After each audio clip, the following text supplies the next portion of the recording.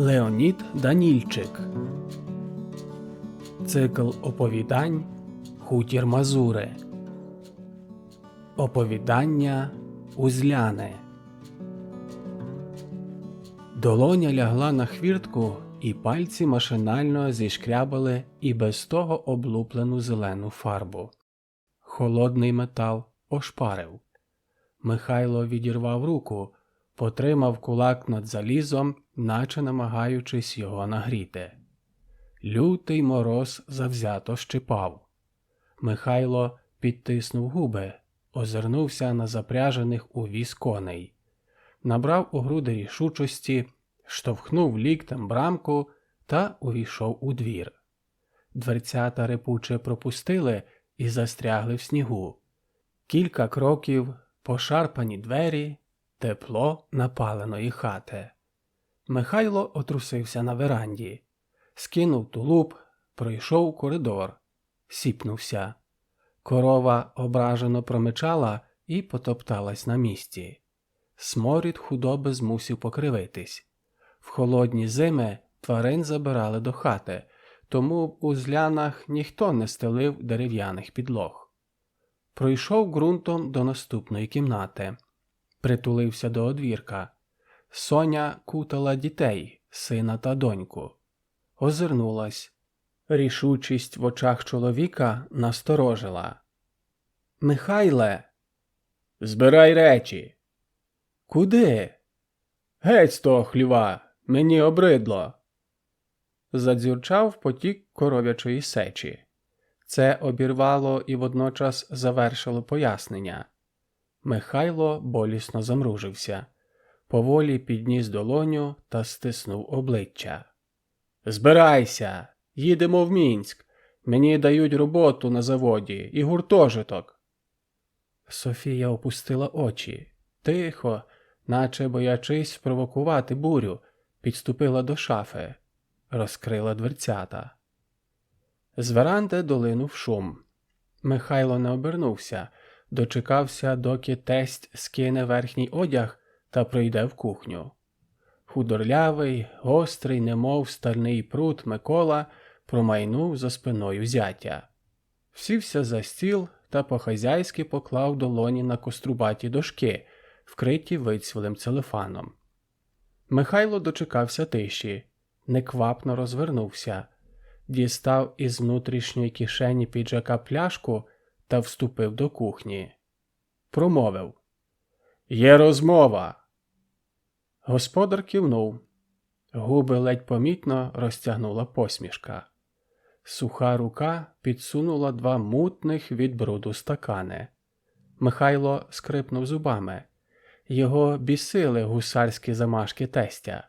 Його царська постава, командирський тон, вся ця зверхність на тлі занедбаної хати, похиленої лазні та дірявої стайні. Пихатий володар жалюгідних злиднів. Але Михайло терпів. Наразі терпів. Заради Соні, заради дітей. Повкнув корок, забулькотів самогон, і сморід кухні доповнив різкий запах сурогату. Мовчки випили. Микола церемонно поставив склянку і лише після цього жестом запросив зятя сісти. Михайло відмахнувся. «Дякую за прихисток. Покидаємо твою хату. В Мінську мені дали місце і житло». Гостре підборіддя Миколи ще трохи піддалось догори. Вуса сіпнулись, і крізь вузькі бліді вуста просичали неголосні слова. «Їдь! Хто тебе тримає?» Михайло кивнув. Розвернувся та жестом наказав Соні виходити. «Софіє!» Оклик змусив подружжя завмерти. В дверях кухні стояв Микола. Михайло не обертався, лише до болю стис щелепи та підніс обличчя до стелі. Опанував себе і поволі видихнув. «Виходь, Соню, виходь! Бери дітей і виходь!» Софія міцніше притисла до грудей зібрані вузлики. Позаду тулились діти. «Софіє!» Голос батька прибив до втоптаної землі. позбавив волі і здатності ворушитись. «Виходь!» – гаркнув Михайло.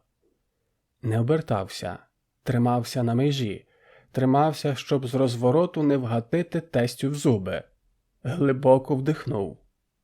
Корова заревла, підняла хвіст, і на діл плеснула паляниця лайна. Михайло рвучко всадив кулаком в стіну. Соня сіпнулась. Микола позаду не ворухнувся. «Я чекаю! Коні чекати не будуть!» Михайло вирвався назовні. На льоту зірвав тулуб і, не одягаючи, зашвидив до хвіртки. Тиша в хаті загусла. Врешті Микола вдоволено похитав головою та відвів погляд до вікна. Із Софії наче злетіли окови. Вона впустила вузлики, вхопила під пахви дітей та рвонула до веранди. Босоніж вскочила в сніг, потягла за собою дітей, добігла до паркану. Дорога пустувала.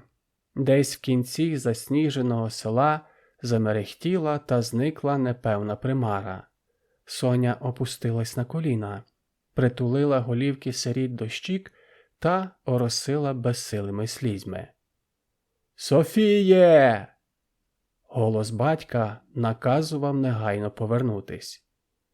Повернутись в хату, де недолуга традиція не дозволяла відпустити доньку, віддати до чужого дому. Соня зібрала жмут виполотої трави і винесла за паркан кладовища. Отрусила руки та поглянула на доньку. Зіна розгублено дивилась на прибрану дідову могилу. Відступила, підвела очі на мати, мовила. «Бабуся така м'яка була і тепла, як подушка, а дідо твердий та холодний, такий незламний. Сам не ламався, іншим долі ламав». Зінка не розчула та питально глянула на мати. Та лишень зітхнула та жестом показала на стежку. Покинули цвинтар. Дорогою нагнав Яким. Натяг поводдя, кобилка фиркнула і зупинила віз поруч подорожніх. «Сідай, докину до села!» Зінка весело усміхнулась, але Соня прибрала її рученята з возу. «Мало пліток про мене ходить? Хочеш, аби тебе ще в хахалі записали? Своєї жонки не боїшся?» Яким нервово усміхнувся у вуса. Згадав нору власної дружини та прикро сплюнув під копита кобилки і промовив. «Та, самій бабі без мужа на селі то біда!» Скосив на Зіну і додав. «Будуть в зубах носити, доки не випадуть. Зацькують плітками». Софія не відповіла, покусала губу та спитала. «Город мені зораєш?» «А чого не зораю? Зораю!» Яким протер тильною стороною долоні брови. «Тільки в хату не піду. Сама кажеш, як то буде?» «Так я і не покличу. Бутиль на город винесу, а там хочеш пий, хочеш кропи росою». Яким гучно розсміявся, і Зіна з подивом скосилась на дядька. «То їдь вже!» Софія ляснула кобилку по крупу. «Ще хто побачить!» Худобинка стрепенулась, зирнула на господаря та піддала ходу. Яким на прощання торкнувся краєчка картуза. Соня зупинилась та поглянула у протилежний бік дороги. Довго вдивлялась удалечінь. «Батька виглядаєш?» – не то спитала, не то ствердила Зіна. «Вернеться?» «Не вернеться», – зітхнула Соня. Взяла за руку доньку та рушила далі. «Чужі ми йому, у нього своя сім'я в Мінську, свої діти». «Сестрички та братики?» «Не сестрички й не братики, чужі вони нам, чужі». Хата зустріла гучним характерним стукотом. Льоня, без сорочки, в підкочених штанях колов дрова. Соня оглянула струнку міцну спину сина. Важка праця надто рано із підлітка зробила чоловіка. Не відволікаючи від роботи, прийшла в дім. Зінка підбігла до брата, сіла неподалік. Льоня встромив сокиру в колоду, втер піт та поглянув на сестру. Підморгнув. Зінка усміхнулась у відповідь. Спитала. «А батькові діти нам рідні? Вони наші?» «Не наші», відсік Льоня. Поставив на колоду поліно і одним ударом розколов. Поставив наступне та, карбуючи по слову між ударами, пояснив. «Немає, губ, у нас, губ, батька, губ». Розколоті скипки люто розлітались у боки.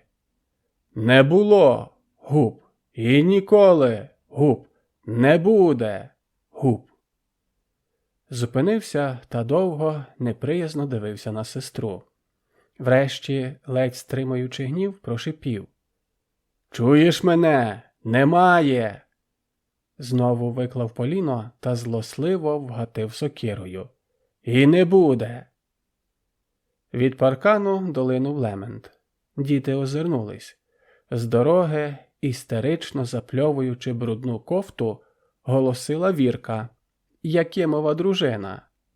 Яро виплескувала обурення на мовчазну Соню. Льоня здушив під обухом сокиру, і Зіні здалось, що лезо покривилось від болю. «Город зорати! Мужика мого треба! Спокушаєш! Та ти курва!» Вірка помітила швидкий рух. З глибини двору хутко наближався Льоня. Останні лайливі слова застрягли в кадику, і назовні вирвалось лише зім'яте крякання. Соня рвучко озирнула через плече і миттю кинулась назустріч розпаленому сину. Льоня вперся мокрими грудьми у мамині долоні. Не посмів відштовхнути і лише встромив лютий погляд у ревниву сусідку. В пальцях натужно скрипіло древко сокири. Вірка зникла. Важкий подих юнака вгамувався. Ніздрі припинили роздуватись, і він врешті опустив все ще розпечений погляд на мати. Материнські руки огорнули його шию. Щока притулилась до плеча, і з блідих уст долинув тихий шепіт. «Мужика в хату треба, господаря!» «Я господар!» Льоня стрепенувся, і його груди знову почали гнівно здійматись. «Я мужик, і я тут господар!» Соня відсторонилась та лагідно мовила. «Тобі 16!» Осіклась і одразу додала. «Господар, синку, господар, але ж ти бачиш? Зацькують мене, зганьблять, з багном змішають. Не маю права за двір ступити, заговорити з ким не можу. В зубах, як останню суку, носять». «Я дам на то ради!» Льоня м'яко вивільнився і, все ще нервово трусячись, повернувся до роботи.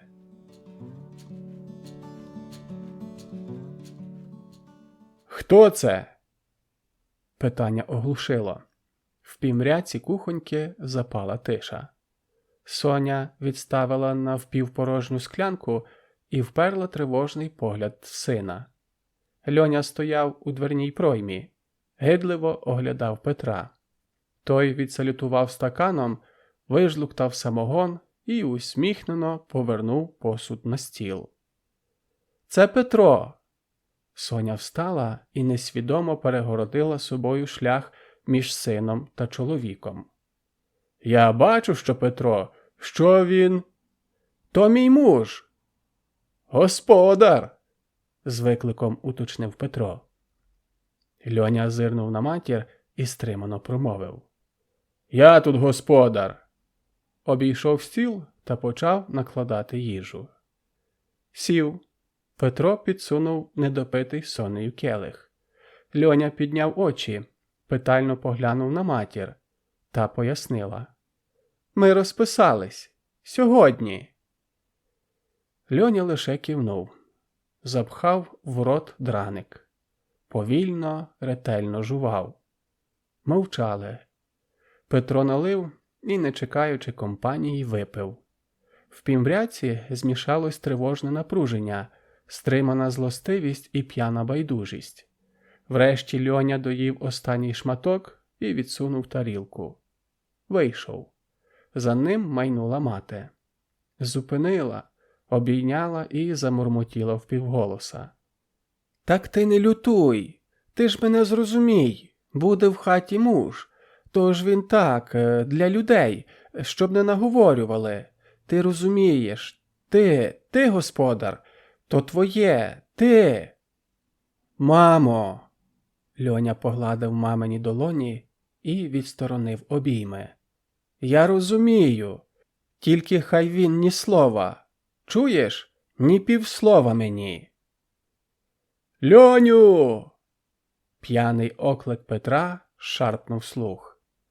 Юнак замружився, стис щелепи, зім'яв обличчя долонею і, стримуючи порив гніву, зусиллям волі змусив себе вийти з хати.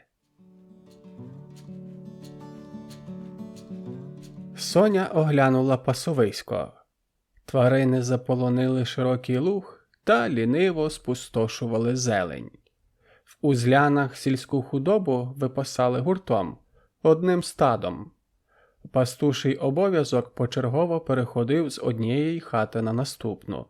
Лишень доїти корів кожен виходив самотужки.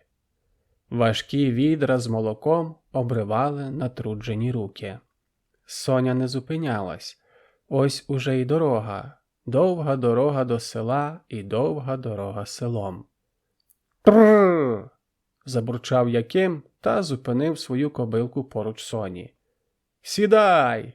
Ти в нас уже баба при мужику, то й моя вже шкуру з мене не зніме, як я тебе підвезу». «Думаєш?» – невпевнено перепитала Соня, але від пропозиції не відмовилась. Заклала відра на віз і сама всілася так, щоб притримувати тару на непевній дорозі. «Що там твої мужики? Притерлись?» – весело спитав Яким та пустив кобилку ходом. «Ей, так собі!» – відмахнулася Софія. «Гризуться по-тихому». Розмова перейшла на звичний сільський побут. За балачкою непомітно сягнули села, і дорога круто завернула за першою хатою.